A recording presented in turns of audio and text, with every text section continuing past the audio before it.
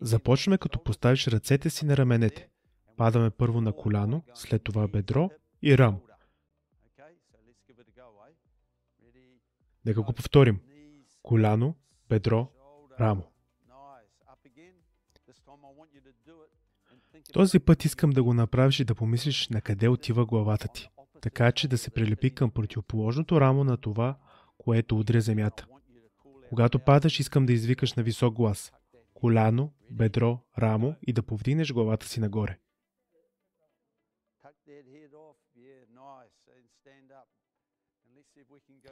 Нека видим дали може да го повторим от другата страна, като правим същото.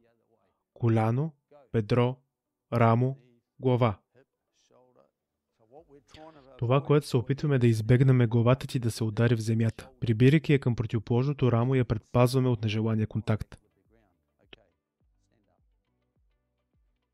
Този път искам да направиш същото и веднага, щом удариш земята, искам да поставиш ръцете си навън, сякаш пускаш топката, като държиш главата си прибрана.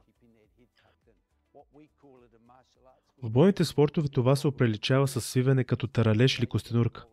Пазим се и се преобръщаме, докато сме стегнати.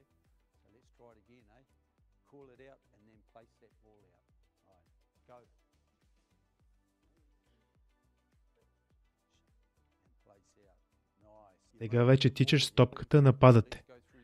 Нека да преминем през цялото нещо отново. Нека разгледаме какво направи той.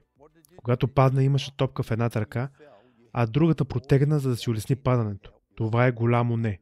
Защото можеш да си счупиш ръката или да изкълчиш рамото, като падаш по този начин. Дръж топката здраво, като таралеж или костенурка, за които говорихме по-рано.